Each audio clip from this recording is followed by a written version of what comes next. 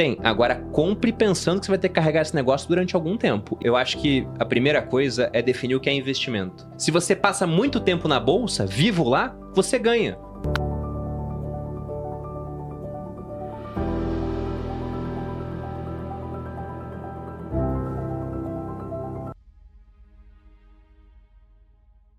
Então, eu não sei o que vai acontecer no futuro. Justamente por isso eu faço questionamentos. Mas o ponto é, tem muita coisa boa no Brasil em renda fixa? Tem muita coisa boa no Brasil em equities? Tem. Agora, compre pensando que você vai ter que carregar esse negócio durante algum tempo. E não que esse é um trade que em 2 anos vai se materializar para você vender e fazer outra coisa. Sabe um ponto que a gente não falou aqui, cara? Importante também. Não sei se é o tema até que a gente pode colocar mais importante. Aonde não investir de jeito nenhum em 2025. Aonde não investir né? de jeito nenhum. Eu gosto Cara, disso. aonde não... Sabe, o pessoal pode até botar nos comentários. Aonde não investir de jeito nenhum. Radioativo. O negócio E aí, radioativo. Bruno? E aí vocês podem começar aí, né? Onde não investir assim. Vou falar o óbvio. Não invista em COI.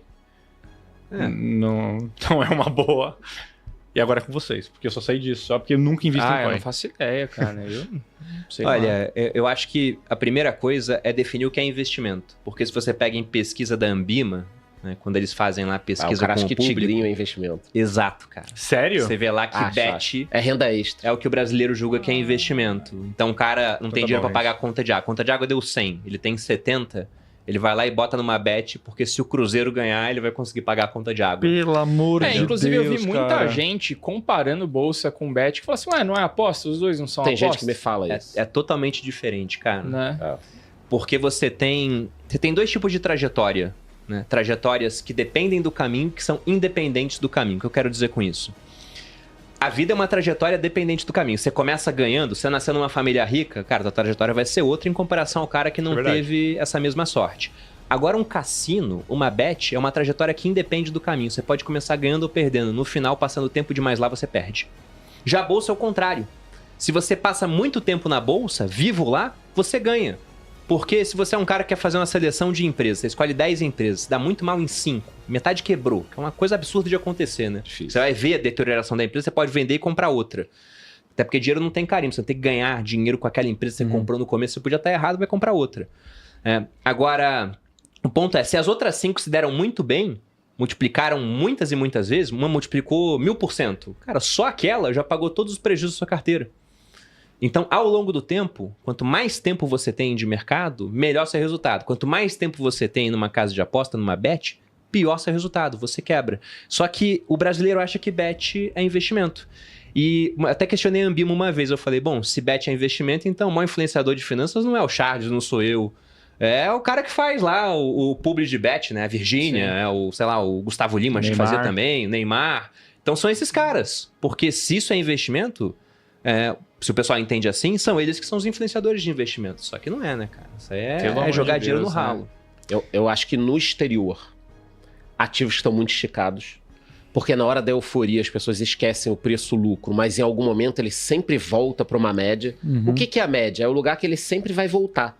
Então, na hora que a situação tá devastadora, uma crise, ele tá abaixo da média. E na hora da euforia, que todo mundo esquece como a economia funciona há 10 mil anos, ele ultrapassa muito. Então, lá fora, o que a gente enxerga? Ele ultrapassou muito a média. E aqui no Brasil, ele está muito abaixo da média. Só que na hora da confusão, as pessoas esquecem disso.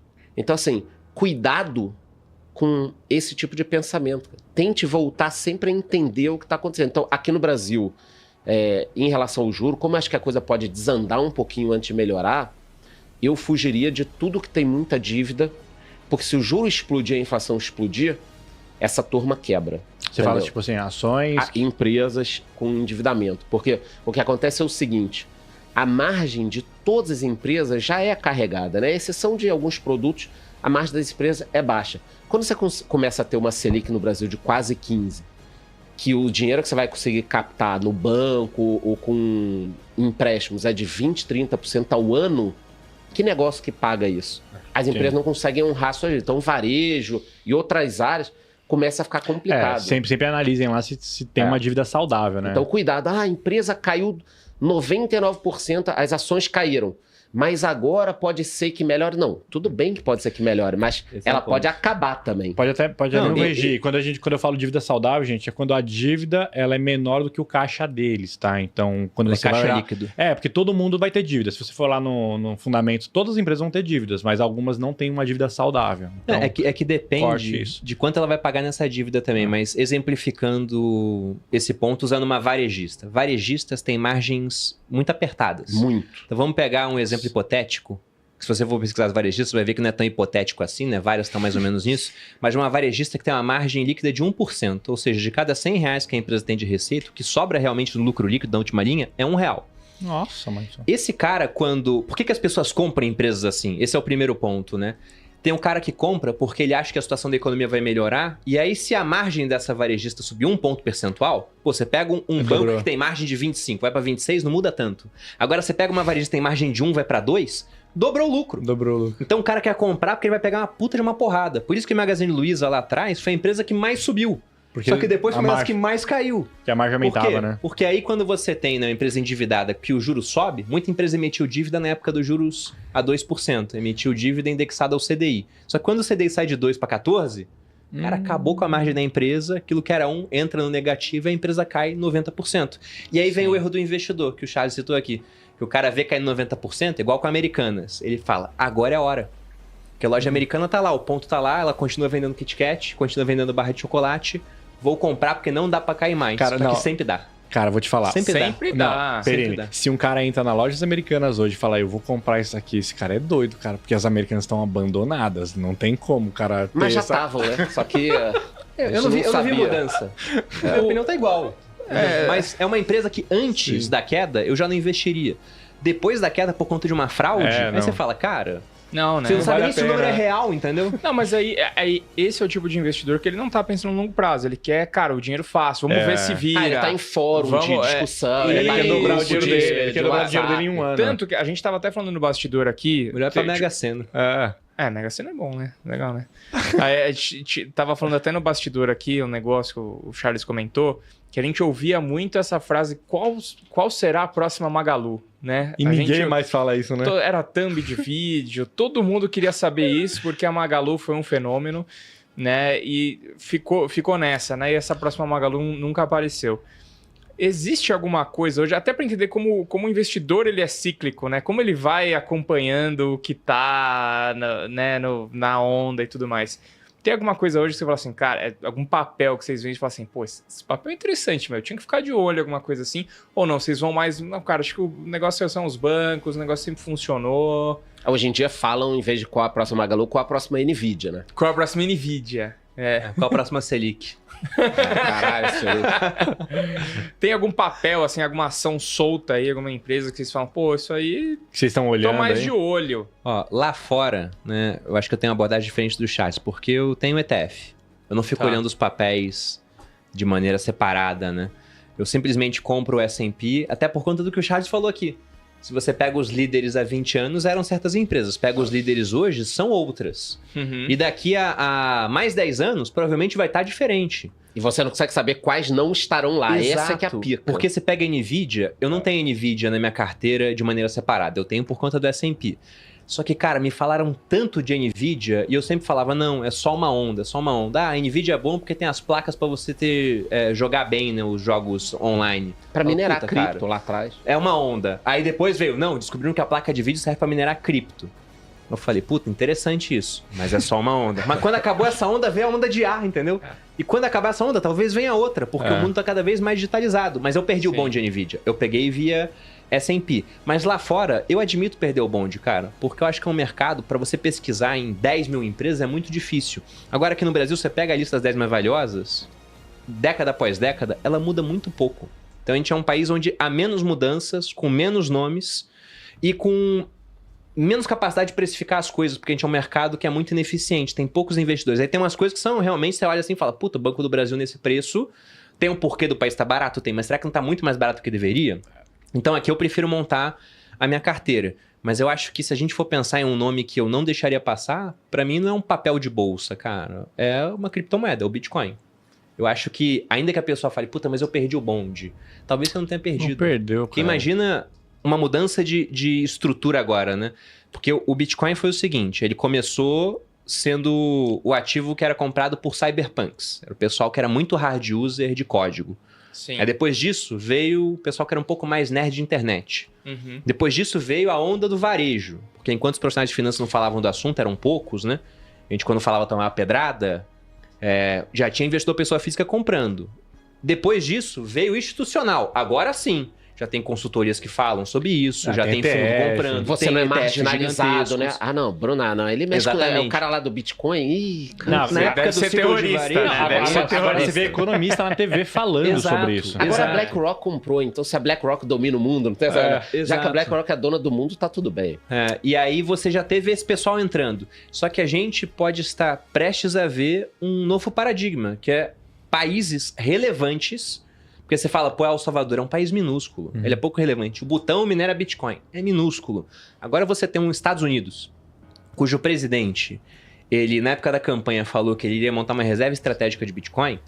E isso pode significar simplesmente pegar os Bitcoins que eles têm e não venderem. São mais ou menos uns 100 e poucos mil. Ou tem projeto de congressista lá para que eles montem uma reserva de 1 milhão de Bitcoins. Seria comprar uns 850 mil a mercado. Então, se eles fazem isso, outros países não fazem também? Uma Rússia não vem a fazer isso? A Rússia a Rússia até falou que tá usando no comércio por causa das sanções americanas. Quando eu Tirou vejo do SWIFT, eles precisam Eu acho que vou tirar precisam- tudo da renda fixa e comprar em Bitcoin. Não, pelo amor de Deus. Eu acho que seria um erro nesse momento. Tudo acho que é demais. Mas o ponto é que vários países talvez já tenham, a gente só não saiba. Porque quando tem transação de baleia lá, que a gente fala que são os grandes volumes de Bitcoin sendo movimentados por algumas carteiras, eu fico pensando, cara, isso aqui não é a Coreia do Norte? A gente não sabe. A Coreia do Norte Porque não não, tem porque eles estão transparência. roubando, não estão comprando, né? Estão roubando e guardando em algum canto, movendo, entendeu? Então a gente não tem como saber, mas na minha opinião isso aqui pode ainda multiplicar muitas vezes de tamanho, cara. Mas você Talvez não tanto quanto no país passado, do porque tá Oriente cada vez Médio. maior, mas pode ser que a gente entre em uma era onde o Bitcoin fica cada vez mais relevante, sendo usado inclusive por países, como o Charles falou, que não podem transacionar em dólar. Se a Rússia quer fazer uma transação com a Austrália, vai comprar alguma coisa, bom, primeiro que eles não podem transacionar em dólar. Aí a Austrália quer receber em rublos? Não quer. Também fudeu. Vai receber em ouro? Ouro é sair um navio da Rússia, e como o ouro da Rússia fica muito mais pro lado próximo da Europa do que pro lado asiático, então vai ter que sair lá pelo Mar Negro, mas tá tendo guerra lá com a Ucrânia, vai ter que atravessar Bósforo, Dardanelos, depois Gibraltar, cruzar meio mundo para chegar na Austrália. E nisso você tem custo de transporte, de verificação, tem que saber se o ouro é verdadeiro ou não, Pirata. pode ser que parte dele seja falsificado. Então, isso tudo envolve muito custo. Agora com o Bitcoin, uma transação de Bitcoin para comprar um café é problemática, porque você quer comprar um café de 10 reais, pode ser 10 reais de taxa. Agora uma transação de 1 bilhão, não. A taxa ainda é 10 reais. Então, será que isso não vai ser começado a utilizar por países, né? Para fazer suas transações? Se isso acontecer, o preço do Bitcoin ele vai para um outro patamar, na minha opinião. Mas loucura, hein? você acha que na parte de cripto só Bitcoin é uma oportunidade ou você acha que tem outras criptos relevantes que ainda dá tempo de dar uma olhadinha? Se o Charles quiser falar sobre isso, O eu sei que você ele também tem aí, é. Charlão? Você tem alguma Cara, coisa aí gosta que você muito. tá escondendo, hein? Você tem Ether, Solana, O Pepcoin. que você tem aí? Cara, É a Pepe? o Bruno, na verdade, ele falou que os Estados Unidos pode ter como reserva o Bitcoin. Cara, tem que tomar cuidado pro Elon Musk não botar Dogecoin, né? Como a reserva americana. Mas eu tenho outras Seria criptos também. maravilhoso pra mim. Mas na minha opinião, quem já tem dinheiro, ou quem quer ter parte da reserva financeira em cripto, tem que ser o Bitcoin. Então assim, eu não abro mão de ter 80% do meu dinheiro de cripto em Bitcoin. É o que eu tenho. Ah, mas pô, já não vai multiplicar por 40, tem uma outra cripto que tem potencial de 100 vezes. Tá bom, mas essa outra cripto tem potencial de 100 vezes. Vai botar um pouquinho. Tem uma possibilidade dela cair 99%? Tem. Cara, tem. E é muito maior do que subir 40, 100, 200, 300 vezes. Então, eu acho que depois de 2, 3 ciclos de alta do Bitcoin, você começa a entender... Assim, todos os sobreviventes do mercado que estão de 2015, 16, 17 até agora viraram maximalistas do Bitcoin. Porque viram uma porrada de promessa... Pô, Bruno, você não lembra da IOTA? Tinha uma porrada de cripto... Não, essa aí vai substituir o Bitcoin. Pô, é muito mais rápida, mais barata, mais não sei o que, tal. O McDonald's vai usar a Você fala isso IOTA, da Ether a e da BMW Solana, né? vai usar a Nano. Caralho, Nano, a galera da Nossa, Nano verdade. vinha, deixava hate lá, quando eu, às vezes, dava uma criticada. Cadê essas moedas? E o Bitcoin tá ali, ó. Virou. Então, até acho Solana, Ethereum, tudo isso pode dar um pump também. Mas reserva é o Bitcoin. E, digo mais, se qualquer outro projeto desses passar o Bitcoin como conceito de reserva monetária, para mim esse mercado está eliminado. Nunca mais eu invisto em cripto nenhuma. Todas, na minha opinião, vão a zero. Vai virar palhaçada. Sim, porque é uma confiança no Bitcoin. Todo mundo acredita, é um código, galera. Não tem nada físico. Apesar de ter os computadores minerando. Né? É um combinado. Qual é o combinado? É este ativo aqui que todo mundo tem como reserva. Não, mas agora surgiu a Solana, que como reserva é melhor porque é mais rápido, tal e tal. Bom, mas calma aí. Se o Bitcoin for a quase zero ou cair de preço porque um outro ativo que é um pouco melhor vale mais, na minha opinião, nenhum vale nada nunca mais. Porque vai surgir um outro. Aí eu vou ter que estar correndo atrás de um ativo que vai ser a minha reserva. Então, não funciona mais. Por isso que o ouro há 10 mil anos tem esse valor, porque todo mundo sabe que ele é o mais... Então, óbvio que tem um pouco da escassez, mas se o Bitcoin fosse a 5ª maior moeda, na minha opinião, ele com o tempo ele acabaria e todas as novas não teriam credibilidade. Porque assim, qual vai ser? Aí o Bruno tem uma, eu tenho outra, você tem outra. Não é o conceito. Faz sentido. Eu acho que tirando minério, todo o dinheiro que roda no mundo é só confiança mesmo. O que o real vale? É um papel. Não, mas tem coisa que tem lastro. Não, sim, mas eu estou falando, tirando minério, que é a moeda atrelada a ele, é a confiança. Mesmo o ouro, se você pega em termos de valor... É que o ouro tem uso industrial. Uso, né, se fosse só industrial, o preço dele seria muito mais baixo. 5%, né? 2%. Exato. O preço dele, o grosso do preço do ouro, vem do fato de que as pessoas ainda fazem reserva. Não só pessoas físicas, né? Você pega a reserva do Brasil, o Banco Central tem ouro. Então, como ainda é um ativo que ele é visto como ativo de reserva, ele tem um valor muito mais alto do que só se fosse usado de maneira industrial.